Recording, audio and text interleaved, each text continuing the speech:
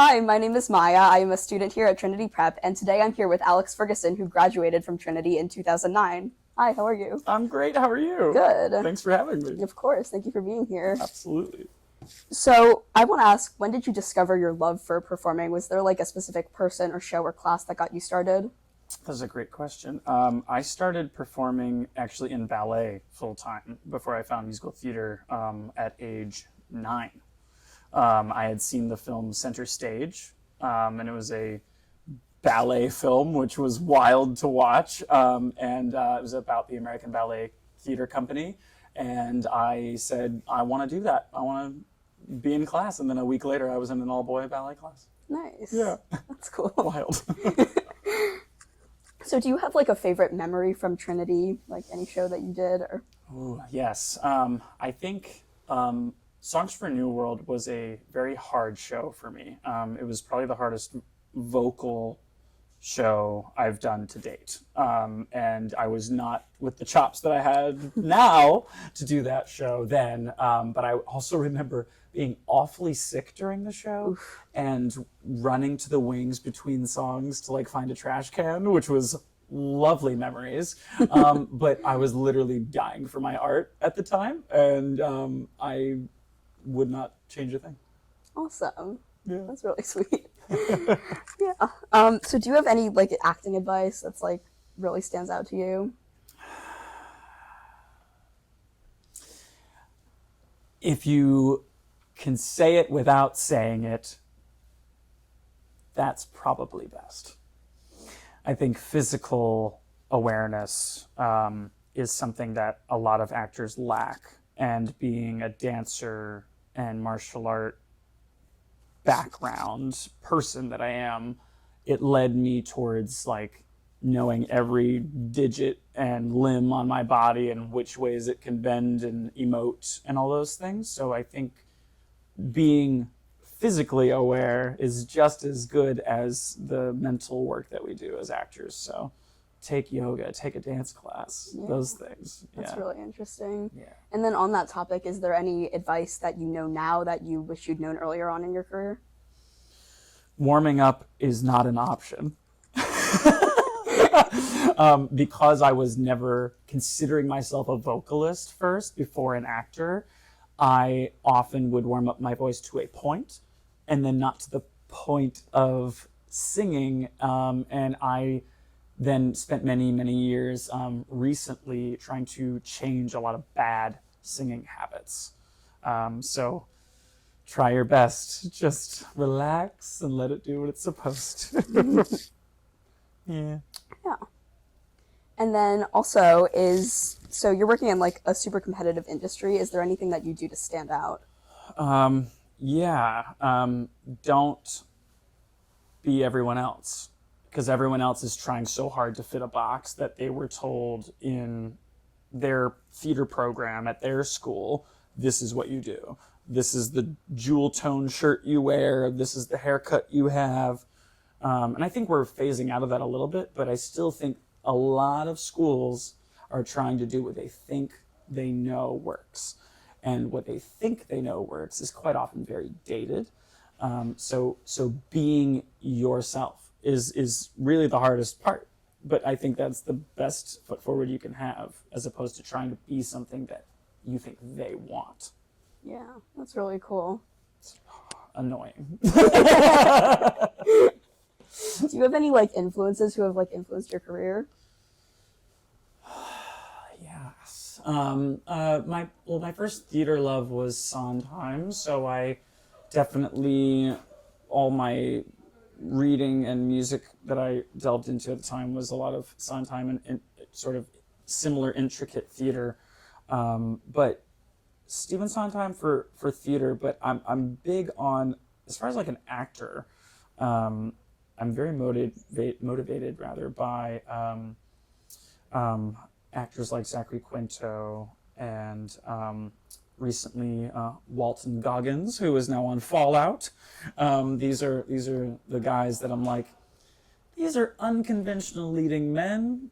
I consider myself to be the same, so I watch these guys and go, oh, that's sort of where I'll be, but I will find my own version of what that is. But I think finding the people that you look up to and where you could possibly be, those are the people that I've gotten a lot of inspiration and support from, and it's all from me. You know, that's the beauty is because we haven't met.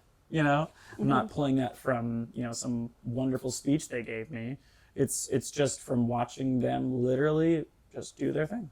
That's amazing. Yeah, That's really cool. you gotta find a person that you're like, oh, they're always doing their thing. Yeah. I want to be like that person. Yeah. Yeah. And then could you talk a little bit about your path to Broadway? Yeah. Once I graduated from Trinity, I went to AMDA, which was a 2-year conservatory program in New York.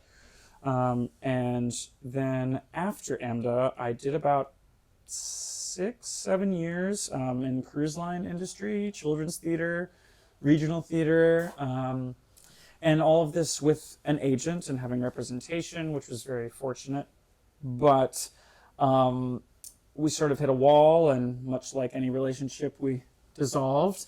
And then the desire to be away was not a desire anymore. So I really just wanted to be in New York, and whether that meant working or not. So I was starting to take other jobs, baking, doing the regular pay the bill jobs. But then I finally made it to an audition for The Who's Tommy.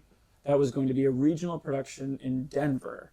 Just a 3-month sit down and then it's gone. And that casting director called me back for Hamilton the next Monday.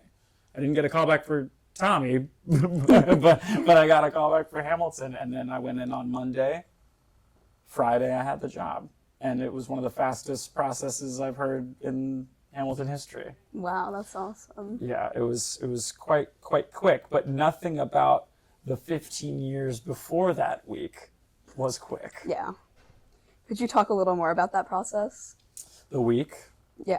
Yeah. Yes. So the week. So essentially, because I had an agent at the time, you were given the material in advance. So I was called in to cover Hamilton and Burr. Originally, that was all I was asked to do, and then I was given every song that they sing in the show in a giant packet. And they basically said, come in, do it all. And I said, okay. And I did it all for casting. And then on Wednesday, I went back and did it for the assistant director, assistant music director, casting. And then I did a dance call. And then I apparently did that well. And then on Friday, I was asked to come in, add King George to my coverage. Wow. And then I did all 3 of them for the whole producer creative team. Tommy Kail, the original director, was there. Alex Lackamore, the orchestrator. It was very, very intimidating room. What was wild about this specific day was that I did all the material, and I end with Room Where It Happens. And then Tommy Kail had been in the bathroom the entire time. Yep. Wow. So he came in after In the Road, and he goes, oh, you sound great. Can we do it all again? I was like, oh my God, no. Wow. This was at 11 a.m. in the morning. So we've already risked it for the biscuit by getting that note out in the first place. And you want me to do it again? You know what? We did it again. We did it. And then I left the room, and my supervising director, who was going to teach me the show, was also there. And Tommy Kail leans over to her and goes, how do you like your new friend? And then she told me that 6 months later, and I went, that's really cool. That's awesome. Yeah. It was a wild week. Yeah. No kidding. So you've been in 4 different companies of Hamilton? Oh, wait, yeah. Oh, yeah. No. Yes. 3. Wow. Three. Still crazy. I did the national tour with the Angelica Company for 2 years. I've now been in the Broadway company for almost 3 years. And then I did 3 months closing the Australian company in their first tour. And now they're opening a sit down in Sydney full time because a lot of people in Sydney. Yeah. But yeah, it's three companies now. Wow. Yeah. That's crazy. all over the world. Yeah. And do you want to talk a little bit about like all the different roles you play? Yeah, so I'm in the ensemble every night. I'm doing 8 shows a week. So I dance a little, I sing a little, I move chairs, I do all the things. But my role covers 4 different leads. So I play Hamilton, Aaron Burr, King George, and John Lawrence. And just yesterday I played Hamilton. Wow. Yeah, and then came here. Yeah. It's so cool. And then, so in addition to being an actor, you also do like, you do it all. You do like impressions, you do filmmaking, Writing, all the things. Yes. So cool. Yeah, I try my best to keep busy. I like keeping busy. Yeah. Because not always is, 8 shows a week of the same product going to fulfill you. It's also not my show. I didn't write it. I didn't have any hand in its creation, and I am a creator. So doing the show can be fulfilling. Quite often it is, but I find that there is a sliver of dreariness that can creep in from the stale factor, and I'm ever craving change. So every day I'm looking for something new, which is where that challenge comes in. So I'm filling the gaps with my projects. I've got a graphic novel I'm publishing. I've got 3 short films I'm submitting to festivals this year. Wow. And then I'm working on a new impression video. So, That's so cool. just things that are a balance between hobby, future gold mines that could be investment in myself. Yeah. And then also just ways to feel fulfilled when those dream jobs just don't cut it some days. Yeah. Yeah. Nice. Yeah. And then, so like, you do so many things. From all of that, is there like some way you can summarize like what your biggest takeaway from your career has been so far?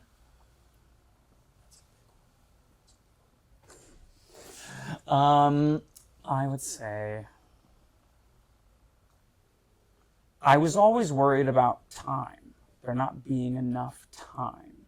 And I was always worried that I was going to just die and have done nothing.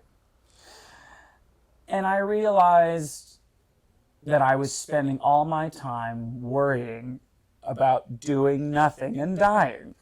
And if you do that long enough, it will happen, unfortunately. So like I said, I'm trying to get out of my own way. It's an everyday pursuit. The takeaway from my career is that I'm constantly being put in scenarios where I can either rise or fall to the occasion. And quite often, I would just run away from hearing about an occasion.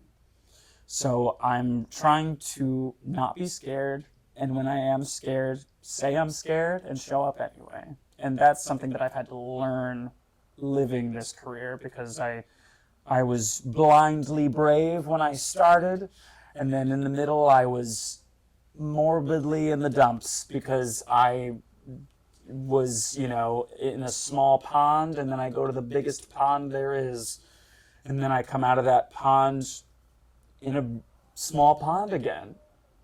It's wild. Yeah. It's wild. But I'm still, I'm still in it, and I'm very much wanting to carry that gratitude just long enough for the next thing, because I'm always looking for that next thing. Yeah. Yeah.